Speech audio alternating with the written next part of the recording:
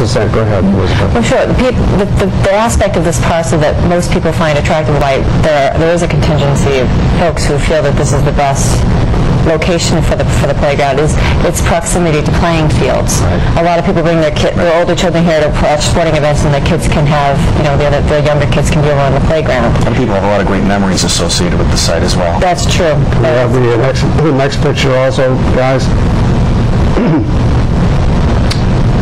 Now this is looking back towards it. Now, if you did do this, would you have it in the original site, or would you have it back more towards the road? That's why I took the longer view. Oh, that's good. It would have to be significantly reconfigured because the existing mazes had something between 10 and 12 parking spaces, and under the town bylaw, we'd be required to have about 26 parking spaces, and as well as the access and turning radiuses. So I couldn't honestly tell you how exactly it would configure without having the architect and engineer actually put it there for us. All right, so but there is enough space there. It wouldn't have to go into the old original place. It could be moved. Right. It would still be tight, probably, though, I'll tell you the truth. And one of the concerns in light of the plan that we've reviewed that was brought back to the school committee for the high school is that those roads I spoke about will likely have to be reconfigured so that we can maximize access and make sure that they're as safe as possible for students, for the buses, and for parents and people who come and go from the different schools. So we're not entirely sure that that parcel itself isn't actually going to be a roadway or parking or a different ball field. We're not sure what the future of that property is going to look like right now. Okay. Then let's take the next pictures. Why don't you kind of give them about 5 seconds apiece on the picture. Here we have the library, and we'll be going to, why don't you talk while we have 4 or 5 pictures come up here. This by the Boys and Girls Club parking lot. That's the parking lot. That is the area that we're talking about where you can see over, I guess it's kind of where those burning bushes are. I think that's what those are. Along the median strip that would be reconfigured, that area. It would not be right up onto this road. It would be set back towards the back parcel, right about what you're seeing in this picture, where the tree line is. Why don't we hold on that picture for a moment, John? Why don't you talk about whereabouts on there, would it be? You see the tree line on the left, and there's something, I think it's frequently used as an access road, but technically it isn't a roadway based on my limited title research, but that goes along the left-hand side would be that would actually still exist as a roadway based on the conceptual designs that we had Bob Merrill from Merrill & Associates. He actually donated his time to help us out with his conceptual drawings. And for traffic flow, that would actually kind of become a roadway.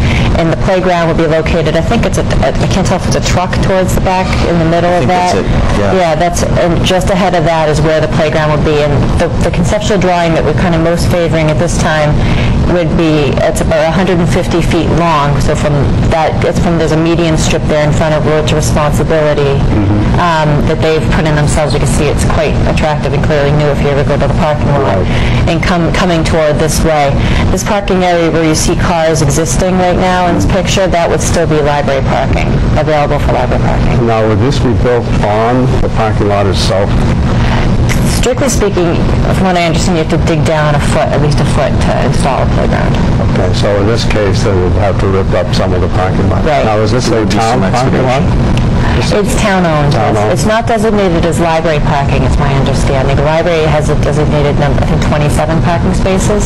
So they're actually counting next to this, immediately adjacent to the library building on this side of the parking lot, there's about 6 spaces.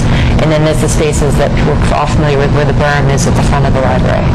And the 3 areas that you've shown us, Arnie, and again, thank you for taking those pictures. They really help people see what we're talking about. Those 3 areas are what scored, they were our top 3 scoring areas in the entire town. And we were very painstaking in our deliberation process. We went through hundreds of different parcels working with the town planner. He had to go back 3 or 4 times at our request to either expand or shrink our area or to try to look for different configurations of 1-acre parcels of land. And those 3 parcels were the top 3 that we could find in the entire town. A lot of people have come up to us with different suggestions about different properties, and we were able to rattle off our list of what it was that wouldn't allow us to be able to select that property. Right. It's not easy, is it? No.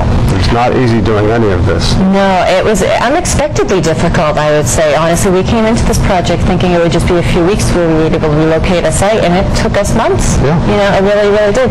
There was no clear winner. All the sites had their challenges. For instance, the Roach Brothers site, as good as it looks in many respects, it's going to be an area of substantial construction with the Welch Healthcare development going in, and then the retail uses I referenced, as well as the Boys and Girls Club right on the other side.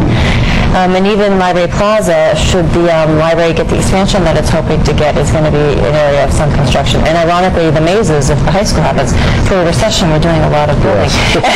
But I mean, so that is obviously a factor that you end up weighing in. So there was really, but we were all unanimous in feeling that Library Plaza offered a lot further. I mean, with the Dairy Queen and skate park, obviously, the library being the most natural, exactly. We've been going to as many events in town as we can, and Elizabeth and I were actually working the table at Oktoberfest this past weekend at the fairgrounds, and the one question everybody had for us is, where is this going to be? Where am I going to find this new playground?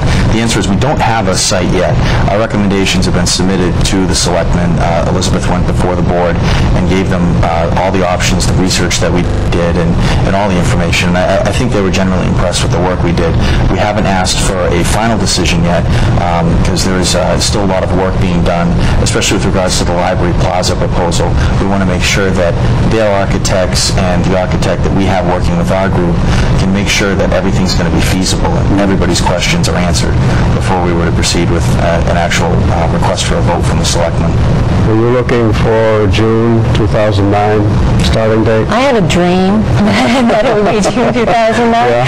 I think, honestly, I suspect it will be fall. Yeah. And actually, that's not a bad thing, as it turns out, because Kennedy's Country Gardens has offered to donate mature trees, which would be great, incredible for shade. And he says he can do more of them in the fall than in the summer, than in the spring. So I'd rather have more trees and wait a few months. So, which was the tough part with the old maze. It was right out there on the side. I know. That was wicked. I mean, in Pembroke, as I mentioned, Pembroke recently did this process, and they had a wonderful playground, but it has very, very little shade, and the little shade they have has about 17 mothers with children standing under it. So you're starkly aware of the need of that, so we're lucky to have that option. That's why I like Norwell. I know, I love Norwell. All the trees there and whatnot. Yeah, that was a great place to go. It's a fun playground, too. Why don't we talk a little bit then? I know you brought some charts with you here, and I think the boys in the control room will go to the chart. And Matt, maybe you want to get up and talk about some of the things that are on that chart. As soon as I don't pull the... This particular chart here shows the existing floor plan and the grounds around the library and Library Plaza. As you can see, this is the area that we were speaking about earlier in the photographs where those bushes were and the cars. This is where, hypothetically, we could fit a playground structure. And again, this is just for discussion, talking points. When we were speaking with the library committee, we wanted to have something to show them, to show that we've done our homework about parking requirements by the town, and that we could feasibly fit in enough parking both for the library and for a playground. Anything else about this one you wanted to point out, Elizabeth? No. Okay. The second chart here is one of two proposals, just for discussion points when we went to the library folks, so that they could understand and see exactly where we counted out spots. And this is an idea of how we would have the playground positioned. And the ideal of this shape as a rectangle is that it would allow for more ramping structures, because, as Elizabeth said, we want this to be a very handicap accessible playground. 1 in 10 kids don't have the same opportunities that all other kids have in going up and down ramping structures. So we want to make sure they can get the full effect of going up in the air, and the rectangular shape lends itself to putting in those types of ramps. I know you sit on one of the library boards. Maybe you want to talk about the shape of the library. Absolutely. And as you can see here, that there's actually a cutout on the top side of that. This is because, right, exactly. A semicircle, I guess, because we've superimposed what was a drawing that was done as part of the feasibility study for the library Library Building Committee by Design Partnership, which is the architect firm that we hired. And part of that had, you could see that this drawing encompasses the two storefronts next to the existing library structure, which is now the Marshfield Rec Department Preschool and the Boys and Girls Club. And the library would similarly go back another 5,000 square feet, which is now a playground, I believe, for the preschool. Was that road responsibility on the far left? Exactly. It's kind of an L-shaped type. Right, exactly. That's where all road to responsibilities property. So, and part of our goal with setting the